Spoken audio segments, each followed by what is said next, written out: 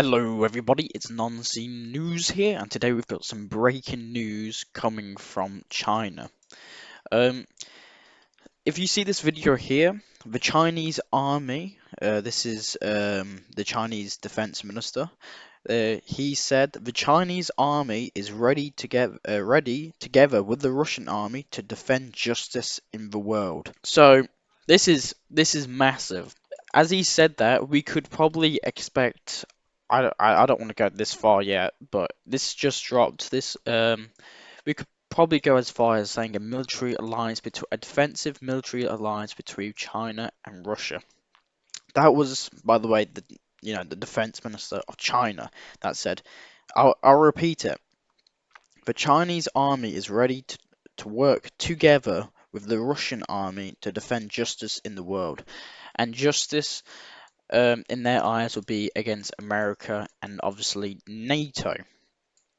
And this is, huge news. And that's not the only thing we got from China. The Chinese Foreign Ministry, you see this woman, spokesman, said the reason why China will not attend Zelensky's peace agreement is because Russia isn't showing up. So we can clearly see China is not hiding its alliance with Russia now. We can basically call them allies now, not just economic, but it's becoming into a military alliance. So, and we've also seen that Russian aviation, it's Siberian Pacific aviation and Chinese aviation near the Sea of Japan and the East China Sea. So so they have done military exercises together with local Russian MiG-29s and Russian bombers, with Chinese bombers and fighters. So it's becoming very interesting. We've got some news coming from we've got some news coming from Netherlands. Oh, not there. It's here. Um, the Netherlands, like Denmark said yesterday in yesterday's video, he said Netherlands is not against using the F-16s they transferred over to hit the Russian territory. So when F-16s Dutch F-16s arrive in Ukraine, we could expect big strikes on the Russian territory. Mostly probably on the Crimean Bridge, which they did. Ukraine tried to hit the other yesterday, actually. It was failed. All things were repulsed. The only thing they ended up doing was hitting a boat, this exact boat, um, and they hit it and damaged it, and it could be repaired. So not much damage there. And it's not only the Netherlands that's saying this. If we go to, I don't really have it here. Here, there we go.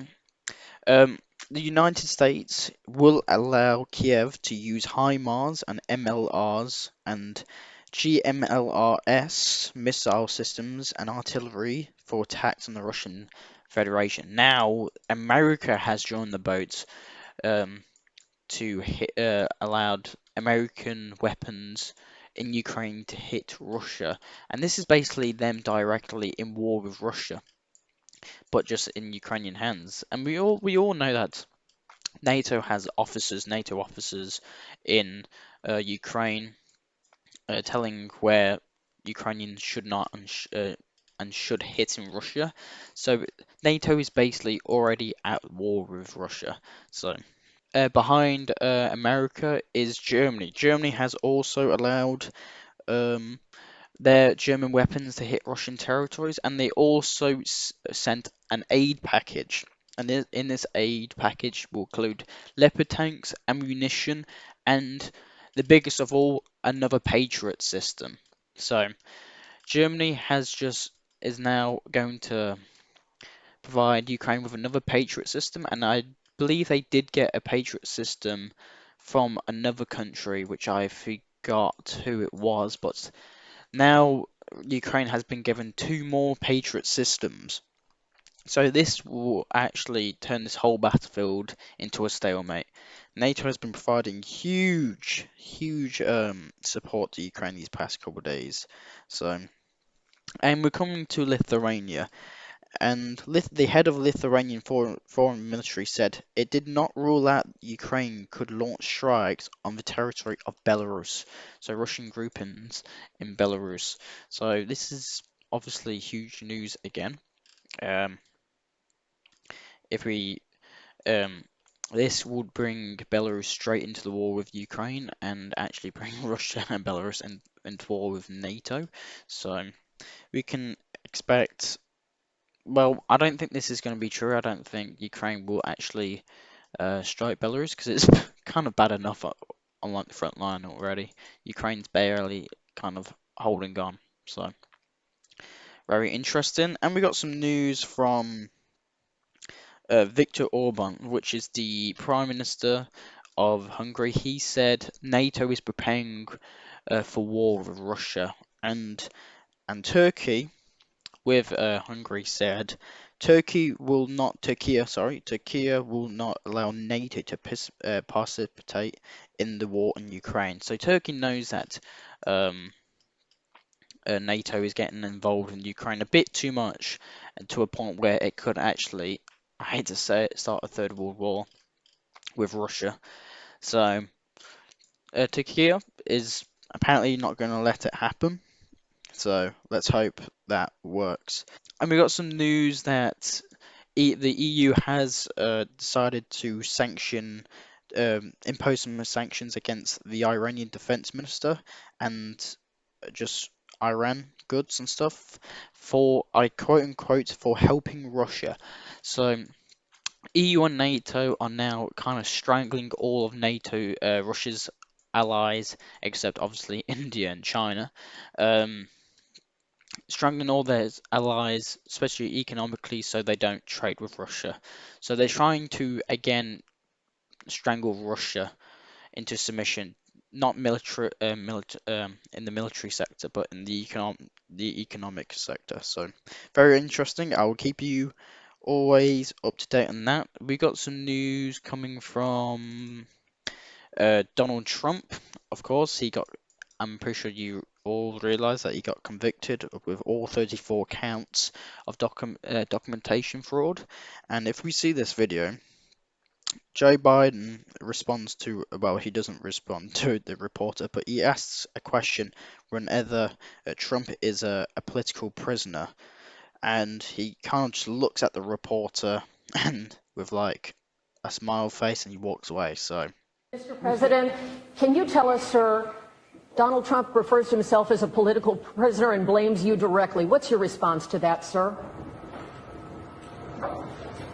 Do you think the conviction will have an impact on the campaign? very interesting. I don't know why he didn't answer the question, or he just couldn't be bothered to, or he couldn't remember to. But very interesting. And we got some obviously more come on, more news that Russia is again gathering more and more forces in the region. So this could be a bit bigger than the Kharkiv offensive. There's been reports that this Kharkiv offensive is only with 15,000 Russians. So just imagine what 50,000 will do. So it could probably even push to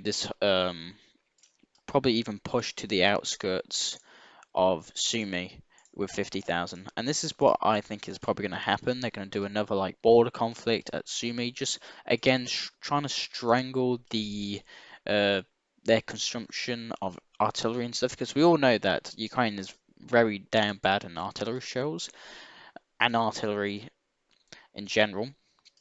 So, and equipment and tanks. So this will again they will be forced to direct their reserves from the Belarusian uh, border to the Kherson border on all these mainland borders into the Sumy region. And obviously, we got reports that actually that there's been like a military law thing that happened in the Gomel district state of Belarus, and I don't know really what that means. We just got an early report from that. And a bit of good news from the front line. Rarely there is ever good news that there's been a Russian prison exchange. 75 people with 75 people, so 75 Ukrainians and 75 Russians got prison exchange, and they get to go home to their families and live another day. And apparently, all military personnel in captivity in were safe, and the Ukrainian armed forces provided humanitarian medication. So they actually Ukraine treats these prisoners very well. So that's some pretty good news. And the last thing we've got is that we've got an increase spike in a lot of Ukrainians trying to cross the border between Romania and Ukraine, and I'm pretty sure 34 people have drowned trying to cross the uh, Ukrainian-Romanian border at this part, like Odessa area. And we've got more reports that more men are trying to dress up as women to not, for one, avoid the draft, and two, escape the country. So if we see this guy here, this guy apparently dressed up as his sister and tried to leave the country of Ukraine to avoid drafting and other things. So here is this is where most of the Ukrainians try and cross the border. So very unfortunate that people die trying to escape mobilization to fight on the front line, but this is how the war goes in Ukraine, I guess. But this is all I have for you today. I hope you like and subscribe. I wish you luck from afar. Al I will always show you non-seen news that Western media does not show you, and I hope you have a very good day. Thank you for watching, and I'll see you later.